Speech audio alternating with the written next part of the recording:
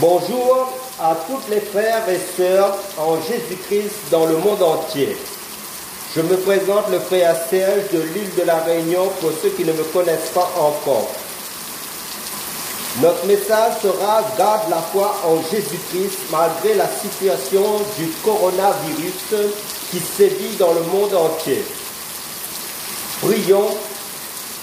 Père, dans le nom du Seigneur Jésus-Christ, conduis-nous par ton Saint-Esprit en toutes choses dans ton message pour notre construction en toi, Seigneur Jésus-Christ, pour ta gloire, Père, dans le nom du Seigneur Jésus-Christ.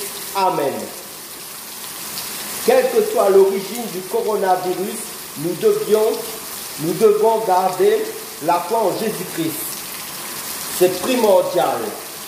Malgré que cela engendre une panique générale dans le monde entier, où beaucoup de gens meurent par rapport à cette pandémie du coronavirus, vous devez savoir, derrière ce coronavirus, il y a une peur comme pas possible, même chez les chrétiens. Les chrétiens ont peur, mais la Bible nous dit ceci dans le psaume 91. Le psaume 91, verset 1 à 8, dit celui qui demeure sous l'abri du Très-Haut repose à l'ombre du Tout-Puissant. Je dis à l'Éternel, mon refuge et ma forteresse, mon Dieu en qui je me confie, car c'est lui qui te délivre du filet de l'oiseleur, de la peste et de ses ravages. Il te couvrira de ses plumes et tu trouveras un refuge sous ses ailes. Sa fidélité est un bouclier et une cuirasse. Tu ne craindras ni les terreurs de la nuit, ni la flèche qui vole de jour, ni la peste qui marche dans les ténèbres, ni la contagion qui frappe en plein midi. Que 1000 tombent à ton côté et 10 000 à ta droite, tu ne seras pas atteint. De tes yeux seulement tu regarderas et tu verras la rétribution des méchants. La foi, pas la peur. La foi, pas la panique. La foi, pas la peur. Le chrétien n'a pas peur de la mort. S'il meurt, il part au ciel. S'il vit, il prêche la parole de Dieu. Il parle de Jésus-Christ, son sauveur. Il parle de son Dieu, Jésus-Christ. Il prêche l'évangile. S'il meurt, il va dans le paradis de Dieu. S'il vit, il adore Dieu. Que je vis ou que je meurs, c'est bon. Que je vis ou que je meurs, c'est bon. Si je vis, je prêche Jésus-Christ. Si je meurs, je vois Jésus-Christ. Je vis, j'enseigne sur Jésus-Christ. Je meurs, je rentre auprès de mon Père éternel, de mon Papa éternel, de mon Dieu, le Seigneur Jésus-Christ. Amen. Alléluia. Car toute chose concourt au bien de ceux qui aiment Dieu. Amen. Alléluia. Voilà. Tout est bon en Christ Jésus. Amen. Car Jésus nous a déjà prévenus à travers de sa parole dans l'évangile de Luc, chapitre 21, verset 11, qu'il y aura en divers lieux des pestes, et nous voyons cela sous nos yeux dans le monde entier. Cela ne nous étonne pas, en tant que lecteurs de la Bible, qui sommes instruits à cela par le Seigneur. Alors Dieu nous promet sa protection dans les épidémies. Dieu nous promet sa protection dans la pandémie. Une pandémie, c'est quand une épidémie quitte un continent et va vers un autre continent. Là, nous ne sommes plus dans une épidémie, nous sommes dans une pandémie. Mais, malgré la pandémie, Dieu te dit qu'il va te protéger, il va te garder, il va te sécuriser. Ne tombe pas dans la panique, ne tombe pas dans la peur de la mort. Dieu te protège. Amen. Mais est-ce que pour autant, parce que Dieu nous protège, parce que Dieu nous garde, que nous n'allons pas respecter les mesures de sécurité? Est-ce que parce que Dieu nous garde, parce que Dieu nous protège que nous allons commencer à continuer à nous saluer et mettre les mains sur nos bouches? Est-ce que parce que Dieu nous protège que quelqu'un va tousser à côté de moi ou de toi et je vais lui dire tous encore? Est-ce que Dieu nous protège que quelqu'un, parce que Dieu nous protège que quelqu'un va être enrhumé à côté de moi, plein de fièvre, que je vais lui dire ça ne fait rien? Non, l'équilibre. Je n'ai pas peur de la mort.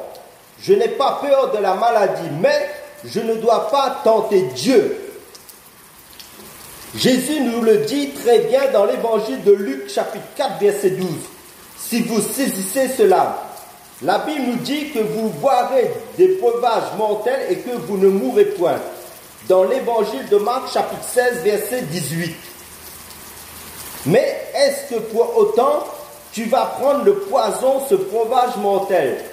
Si par mégarde on t'empoisonne, Dieu te protège. Mais si tu sais que le plat est empoisonné, tu ne le prends pas.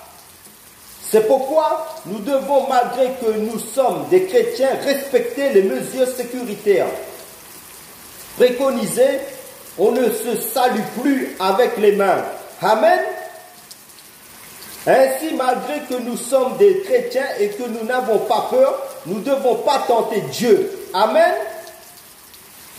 Nous ne devons pas nous moquer de ces églises qui ont fermé en disant le pasteur ou tel serviteur de Dieu n'a pas la foi. Non, frères et sœurs, soyons bibliques, sages selon la sagesse de Dieu, selon ce que Dieu dit dans sa parole. Tu ne tenteras point ton Dieu. Amen. En Europe, il y a des gens qui ont contaminé dans des bâtiments dits églises, qui sont contaminés, des prédicateurs qui ont été contaminés. Il y a des familles de pasteurs qui ont été contaminés par le coronavirus. Ce n'est pas parce que tu es chrétien que tu es fou pour t'exposer volontairement à cette contamination qui sévit. Amen. Soyons matures, adultes spirituels. Soyons dans le discernement spirituel, frères et sœurs. Prenons nos responsabilités face à cette pandémie. Ce n'est pas parce que tu es chrétien que tu sais qu'il y a des enfants malades à l'école à cause de ce virus, que tu vas envoyer tes enfants à l'école. Non, ce n'est pas parce que tu es chrétien et ton métier c'est médecin que tu ne vas pas porter de cache-nez.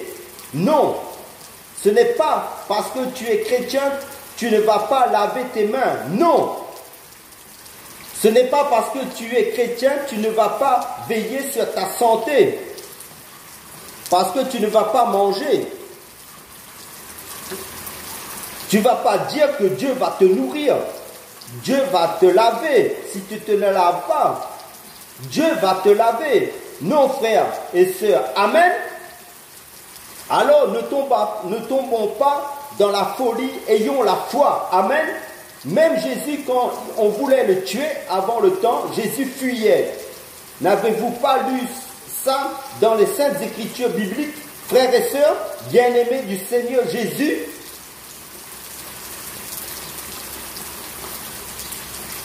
Jésus fuyait la mort quand ce n'était pas le temps de mourir. Il n'a pas dit « Je suis le crucifié, tuez-moi ». Non. Quand Jésus était bébé, Jésus a fui la mort. On l'a amené en Égypte. Et chaque fois qu'on voulait le tuer, avant le temps de Dieu, Jésus évitait, il fuyait. Et quand le temps est venu, Jésus a accepté la mort. La Bible dit ceci: soyez simples comme la colombe et prudents comme le serpent.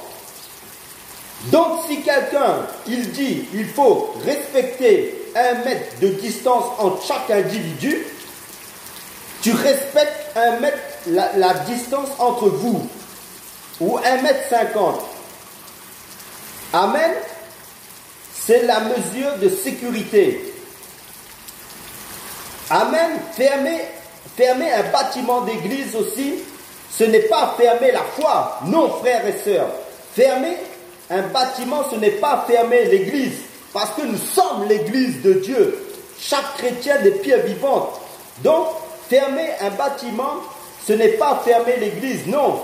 Comme vous le savez en tant que lecteur de la Bible, l'église c'est toi et moi en Christ, Jésus, qui sommes les membres du corps du Christ, chacun pour sa part qui forme l'église de Jésus, Christ qui est le corps du Christ dans son ensemble, de toutes les nationalités du monde entier, ceux qui sont scellés du Saint-Esprit, nés de nouveau.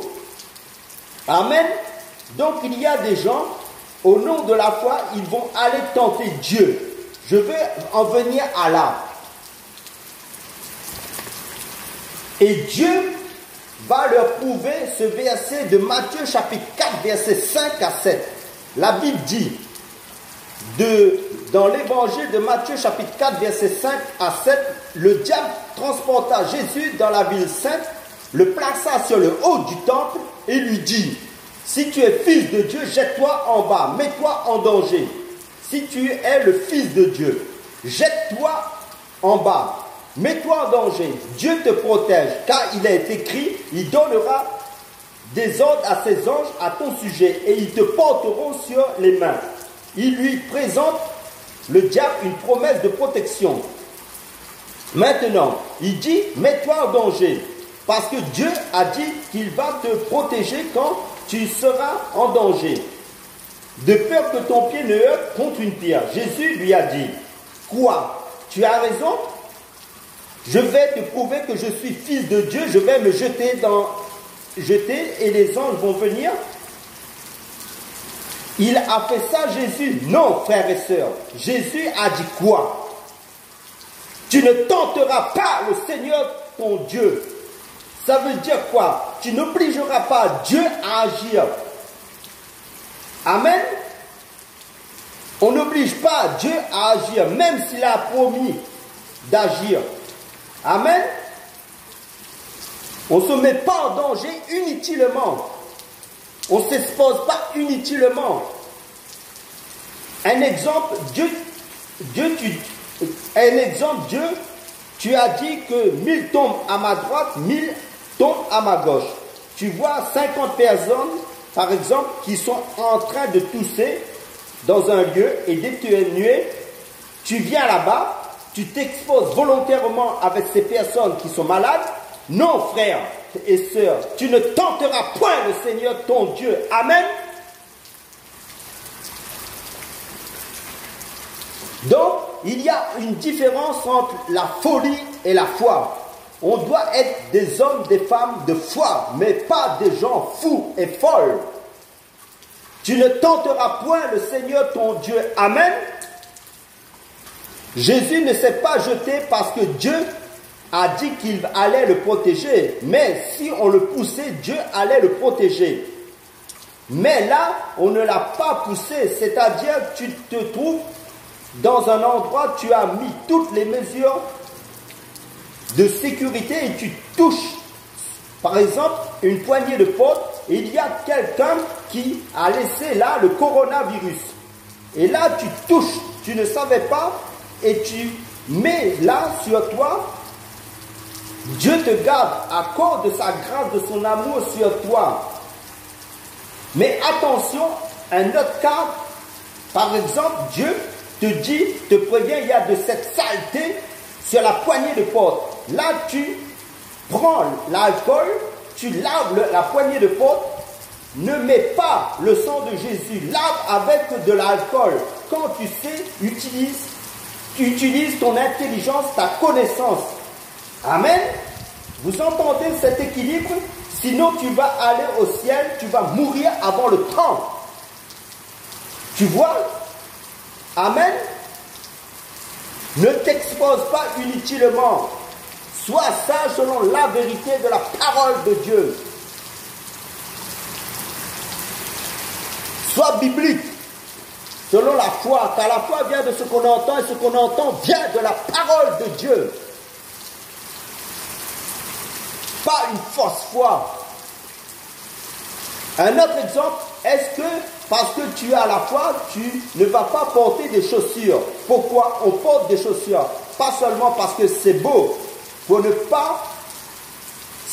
ne pas marcher sur la saleté, sur les épines, pour ne pas marcher sur des pierres blessantes qui vont te faire mal. Mais comme tu es chrétien, marche pieds nus, parce que Dieu va te protéger. Non, frères et sœurs, tu ne vas pas te blesser inutilement. Non, frères et sœurs. Donc, vous ne devez pas tomber dans une fausse foi qui en soi est de tenter Dieu. Amen. Voici encore une autre chose pour revenir à l'évangile de Luc chapitre 21 à partir du verset 9. Le Seigneur dit ceci: quand vous entendrez parler de guerre et de soulèvement, ne soyez pas effrayés, car il faut que ces choses arrivent premièrement, mais ce ne sera pas encore la fin. Alors il leur dit: une nation s'élèvera contre une nation et un royaume contre un royaume. Il y aura de grands tremblements de terre et en divers lieux des pestes et des famines. Il y aura des phénomènes terribles et de grands signes dans le ciel. Là, ce sont les signes des temps de la fin, les signes qui vont précéder la fin de ce monde. C'est étonnant, celui qui a créé le monde dit qu'il y aura la fin du monde. Mais les gens disent qu'il n'y aura pas la fin du monde. Le créateur de ce monde dit que ce monde prendra fin. Et parmi les signes des temps de la fin, il y a des soulèvements, il y a des soulèvements des nations contre d'autres nations, des royaumes contre d'autres royaumes, des tremblements de terre qui deviennent de plus en plus violents, des pestes et le coronavirus, le Covid-19. C'est un signe de peste, c'est une peste, c'est le terme que la Bible donne aux épidémies, et c'est là que tu peux mettre le coronavirus dans la peste de l'évangile de Luc chapitre 21, versets 9 à 11. Les pestes, le coronavirus en est un des signes des temps de la fin. Mais bien aimés, en Jésus-Christ, si vous faites des études, des recherches dans notre temps, vous allez voir devant nous tous les signes des temps de la fin. Progressivement, sont en train de se réaliser et de s'accomplir devant nous, sous nos yeux. Ces pestes, il y aura des pestes qui proviendront de la nature, qui proviendront des animaux, qui proviendront des hommes. Mais il y aura des pestes qui sont fabriquées par l'homme lui-même, comme des armes chimiques et bactériologiques à destruction massive sur le plan mondial, fabriquées par les hommes dans des laboratoires.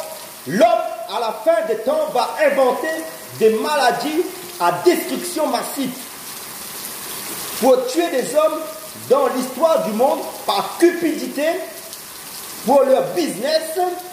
Et un des signes de la fin des temps, c'est la cupidité, l'amour pour l'argent, l'amour pour le pouvoir, l'argent, la richesse de ce monde. La cupidité, c'est le moteur, le centre d'intérêt qui motivera ces gens à fabriquer ces maladies à destruction massive. Ça s'est avéré, confirmé dans l'histoire des guerres dans le passé, où au temps d'Hitler, les Juifs ont été gazés. L'Holocauste, au temps de la guerre au Vietnam aussi. Si vous faites des recherches, des études approfondies dans les bibliothèques, dans l'histoire des guerres. Et la cupidité peut amener un homme à créer une maladie pour devenir riche. Vous le devez le savoir. Il faut prêcher quoi? Il faut parler de la vérité. Jésus revient bientôt. Jésus revient bientôt. Mais si vous refusez de parler de l'eschatologie biblique, vous allez parler de l'eschatologie biblique.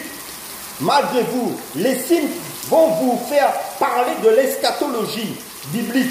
Les politiciens, les athées, ils disent fin du monde. Dieu utilise toutes choses pour prêcher. La Bible nous dit, en tout temps, favorable ou non, de prêcher. Et ce virus,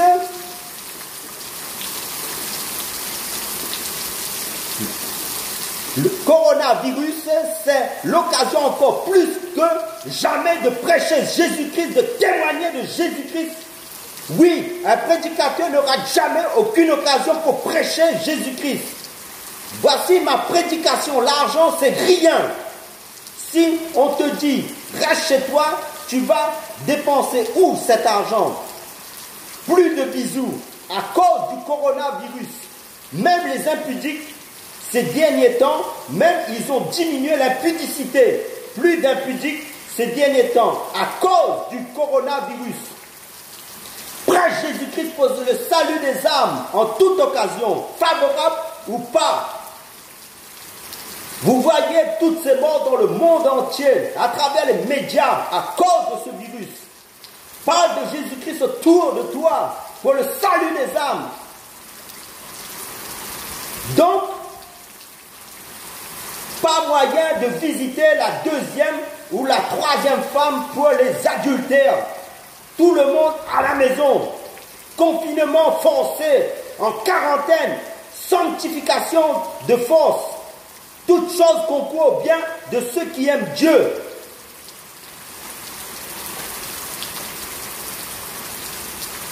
Amen.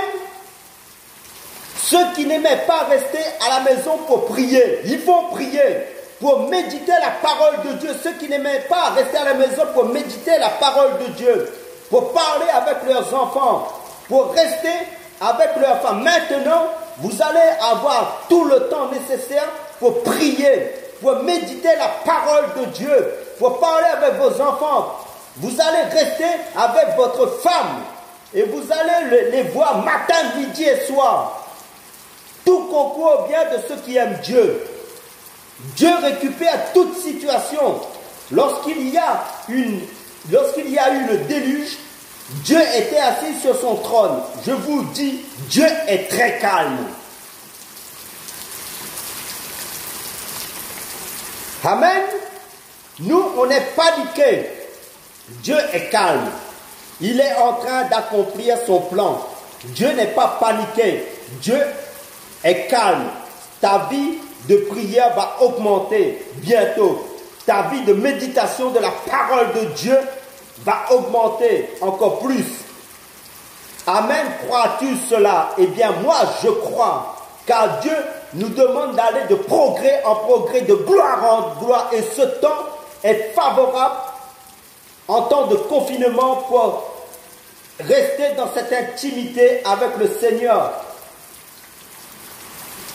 Et ce temps est plus que favorable à cela.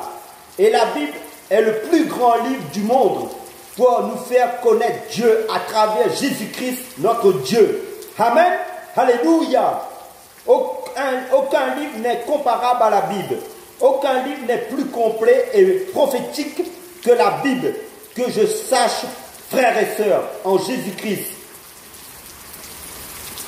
Du monde entier, concernant les choses de Dieu, les choses d'en haut. Il n'y en a pas. Il n'y en a pas. Le Saint-Esprit est l'esprit de la prophétie. Aussi maintenant, vous devez savoir ceci. Les églises modernes aujourd'hui, à travers de cette pandémie du coronavirus, ont révélé une grande faiblesse. Les églises modernes actuelles sont tombées dans un piège des églises temples, c'est-à-dire les méga-churches, les églises stades où tout le monde va dans un seul endroit, 10 000 personnes par exemple, ou plus, on dit Amen. Ensuite, chacun rentre chez soi, chez lui à la maison. Notre fonctionnement, cher homme de Dieu, à vous que je parle, pasteur ou dirigeant d'église, écoutez-moi bien. Notre manière de fonctionner vient de se révéler fragile au travers de cette épreuve de coronavirus. Et Dieu nous prévient que nous devons changer la manière de faire, de travailler. Vous qui dirigez, sachez que ce qui vient d'arriver est un test pour quelque chose de pire dans l'avenir. Alors, ce test doit nous réveiller, chers pasteurs, chers dirigeants du monde entier. Vous qui dirigez les églises, chers hommes de Dieu, et femmes de Dieu en Christ du monde entier. Pourquoi je dis cela? Si pendant une année, par exemple, on fermait les bâtiments d'église, les fidèles qui vont à votre église iront où? Ils vont rester à la maison et certains risquent d'abandonner Dieu parce qu'ils sont habitués au bâtiment d'église.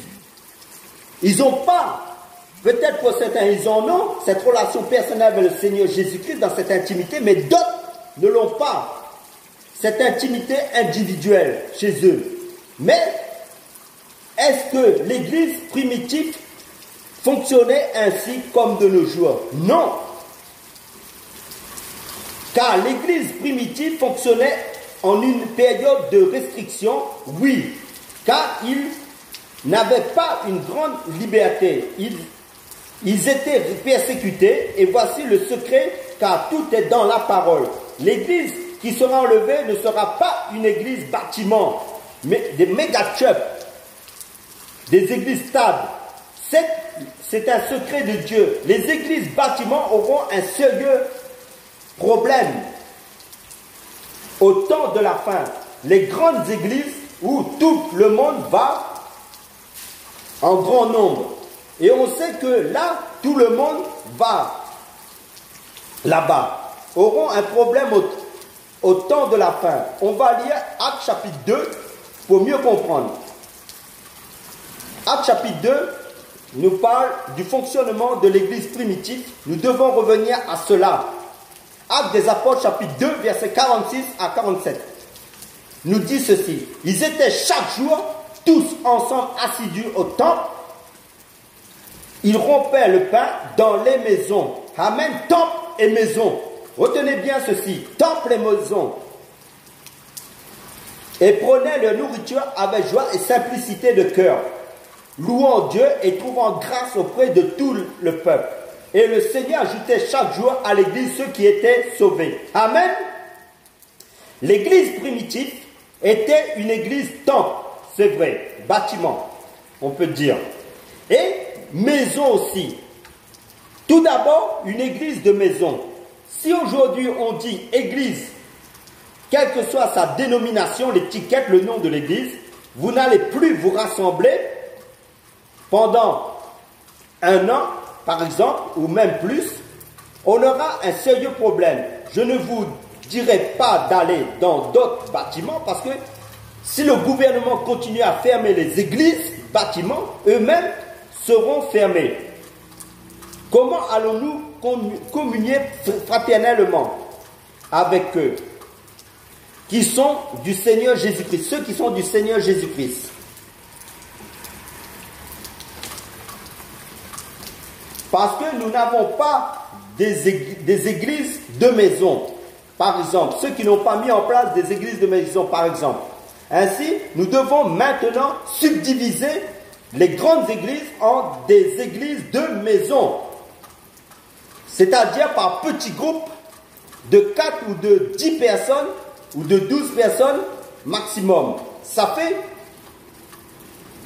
que s'il y a une persécution, par exemple, où on disparaît dans les églises, concernant la fin des temps, dans ces maisons-là, chacun chez eux.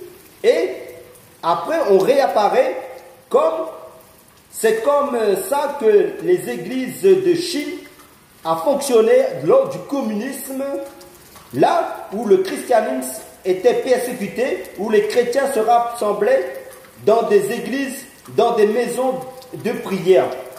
Ensuite, quand ils ont eu la liberté, il y avait des milliers de personnes qui se sont regroupées quand la persécution a cessé. Les chrétiens étaient persécutés en Chine. Ensuite, quand ils ont eu la liberté, ils sont tous sortis des maisons et se sont rassemblés ensemble. Et aujourd'hui, pour notre santé, à cause de l'épidémie, de la pandémie du coronavirus, le gouvernement a fait fermer les bâtiments d'église. Il faut mettre en place les maisons de prière chez vous et anticiper à ce plan de travail sur le plan mondial par petits groupes dans des familles de personnes chrétiennes dans les maisons, comme au temps de l'église primitive des Actes des Apôtres, chapitre 2, versets 46 à 47. Mettre en place ce fonctionnement d'église, de maison, chaque chrétien du monde entier met en place des églises de maison dans leur famille, en premier lieu. Amen. Prendre à cœur de mettre en place, de faire ce travail des églises de maison.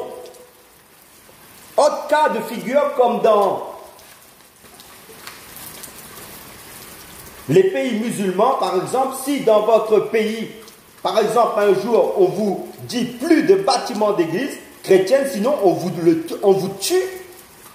Les églises qui auront anticipé pour organiser et mettre en place des églises de maison par petits groupes de 4 ou de 6 personnes ou de 10 personnes au maximum, par petits groupes de personnes dans les maisons de prière vont survivre, vont tenir dans la foi en période de persécution ou en période de peste, de coronavirus, si cela dure longtemps.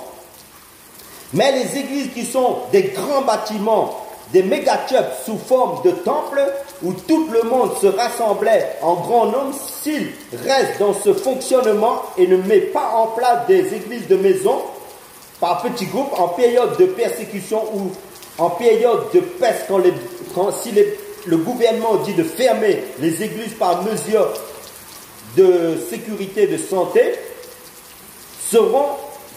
ces églises-là seront fermées, ces chrétiens-là vont se retrouver seuls, n'ayant pas de communion fraternelle, parce que la force de l'église, c'est la communion fraternelle. Mais n'ayant pas de communion fraternelle, ces chrétiens-là, n'ayant pas d'église, de maison chez eux, cette communion fraternelle vont se fragiliser et perdre la foi. Chers hommes de Dieu, pasteurs, serviteurs de Dieu et femmes de Dieu, c'est vrai, nous devrions avoir de grands temples, de bâtiments, parce que les grands temples ou bâtiments ou stades nous permettent d'attirer plusieurs personnes d'un seul coup et de leur parler en un seul coup de la parole de Dieu. Parce que tu ne peux pas aller prêcher dans toutes les églises de maison, c'est vrai, mais par mesure de prudence, pour que les personnes ne perdent pas la foi, vous devez organiser des maisons, des églises de maison, par prudence. Qu'est-ce que les gens doivent faire, par exemple, le lundi, exemple, ils se retrouvent dans des églises de maison, par exemple, par petits groupes de 10. On partage, par exemple, la parole qui a été prêchée le dimanche en bâtiment ou au stade ou dans des grands méga-churches concernant la parole de Dieu. Ou mardi, puis le dimanche, on se rassemble. Si cela est déjà fait, gloire à Dieu. Pour ceux qui ont déjà mis en place les églises de maison. Donc, le dimanche, on écoute la parole prêchée, tous ensemble, puis on va partager cela dans les cellules de maison, dans les maisons les églises de maison, de prière. Puis on revient ainsi de suite. S'il y a un problème comme celui du coronavirus, c'est qu'on dit de fermer les grands bâtiments où on se rassemble, où il y aura par exemple une persécution, de fermer aussi les églises bâtiments, alors contre les chrétiens, on va disparaître sur le plan géographique dans les maisons de prière individuellement, chacun chez soi, par petits groupes. Mais on continue à exister dans la foi, dans les maisons de prière, par petits groupes restreints de 4 minimum ou à 12 maximum. Mais en petits groupes, si possible. Mais pas petits groupes, comme je l'ai dit, dans les maisons de prière. Amen.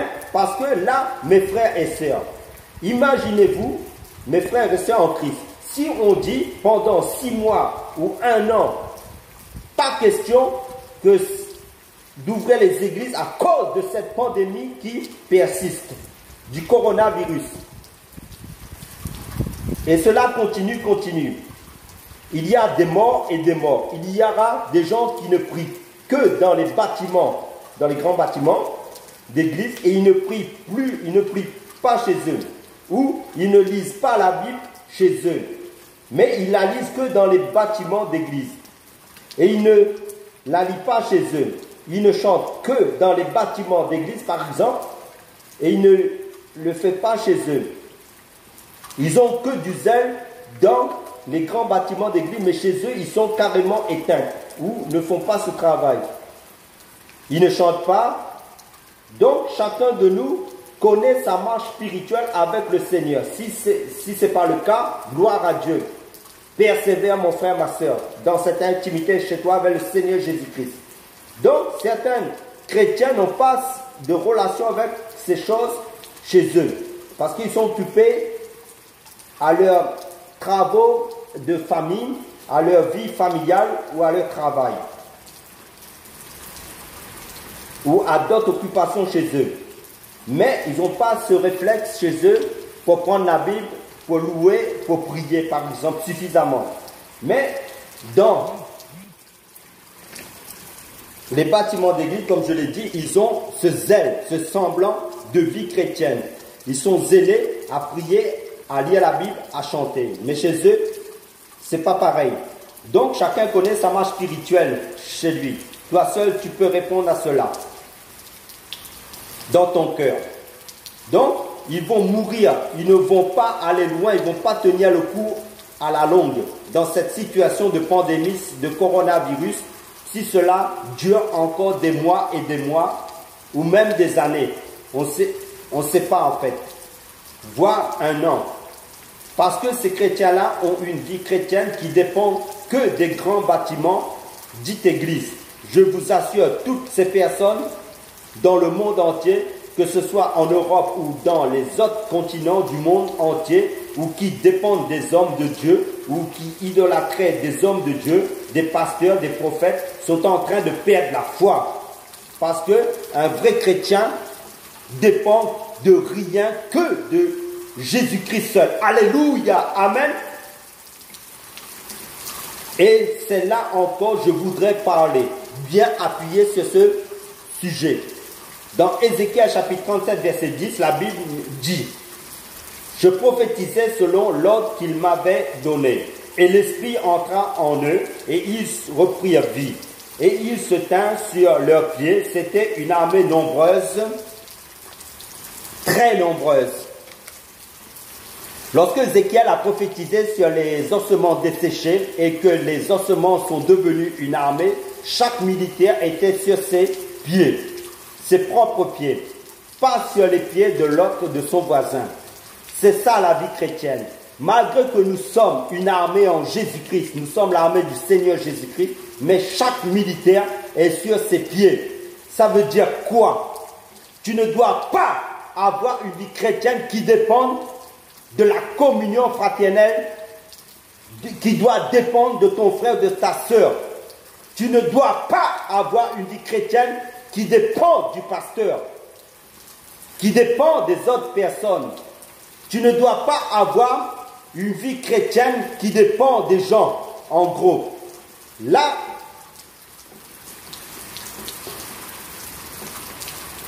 ce qui vient de passer, le coronavirus, doit nous examiner en profondeur. Pour quelle raison je suis le Seigneur Jésus-Christ? Quelle est ma motivation? Est-ce que je suis Jésus à cause de mon frère, de ma soeur, à cause du pasteur, ou à cause des grands bâtiments d'église? Quelle que soit la raison. Donc, je donne un exemple. Par exemple, si on voit la voiture du pasteur n'est pas là, alors on ne rentre pas dans les bâtiments d'église. Il faut que le pasteur soit là pour qu'on soit présent. Ou quand le pasteur voyage, on ne vient pas dans ces bâtiments d'église. Donc, conseil gratuit, ne dépendez jamais de personne dans votre vie chrétienne. Dépendez seulement, uniquement du Seigneur Jésus-Christ. Ayez seulement une relation personnelle intime avec le Seigneur Jésus-Christ en priorité pour vous-même d'abord. Amen. Toi-même, tu te lèves pour prier sans dépendre de qui que ce soit. Des hommes, par exemple. Toi-même, tu prends ta Bible, tu la lis. Toi-même, tu travailles ta vie chrétienne. Tout cela, bien sûr, avec l'assistance, l'aide du Saint-Esprit, ton meilleur collaborateur, le Saint-Esprit. Amen. Alléluia. Travaille ta vie chrétienne, toi et Jésus, sur tes propres pieds. Amen. Quitte la dépendance des hommes, des frères ou des sœurs. Vous allez mourir. Je répète, quitte la dépendance des hommes, des uns et des autres. Vous allez mourir. Vous n'allez pas tenir. Dépendez seulement et uniquement de Jésus-Christ. Dépendez uniquement de Jésus-Christ. Dépendez du Saint-Esprit de Jésus-Christ. Dépendez seulement de Jésus-Christ. Nous devons revenir à l'évangile pur. Les chrétiens qui ne dépendent de rien, que l'on ouvre ou que l'on ferme les bâtiments d'église, ces chrétiens-là sont calmes. Ils ne sont pas dans la panique quand la persécution vient. Quand les pestes ou le coronavirus est là, lui, il prie chez lui. Lui craint Dieu. Je ne dis pas de ne pas avoir de communion fraternelle avec les frères et sœurs, c'est pas cela le message. Mais d'avoir en premier lieu une relation personnelle, individuelle, chacun pour sa part avec le Seigneur Jésus-Christ en premier lieu. Lui, ce chrétien-là qui a cette dépendance que de Jésus-Christ en premier lieu, il aime Jésus. Lui, il aime prier tout seul. Il aime avoir cette communion tout seul avec son Dieu Jésus-Christ. Amen. Pour conclure notre message, je ne vous ai jamais prêché un bâtiment d'église, ni un pasteur, ni quoi que ce soit, ni un temple. Je vous ai toujours prêché Jésus-Christ, pas autre chose. Ah oui, frères et sœurs, je vous ai toujours prêché Jésus-Christ. L'attachement, la dépendance à Jésus-Christ uniquement. Prions, frères et sœurs, pour conclure notre message. Père, je te bénis, je te remercie pour l'œuvre de la croix du Seigneur Jésus-Christ. Garde chacun de nous dans cette relation d'intimité personnelle, individuelle, en premier lieu avec toi, Seigneur Jésus-Christ. Garde-nous aussi dans la communion fraternelle avec notre frère, notre sœur, quand tu le permets, Seigneur. Garde tout un chacun dans la foi en Jésus-Christ, dans la persévérance, malgré cette pandémie de coronavirus, jusqu'à la fin en Jésus-Christ, pour ta gloire, Père, dans le nom du Seigneur Jésus-Christ. Amen.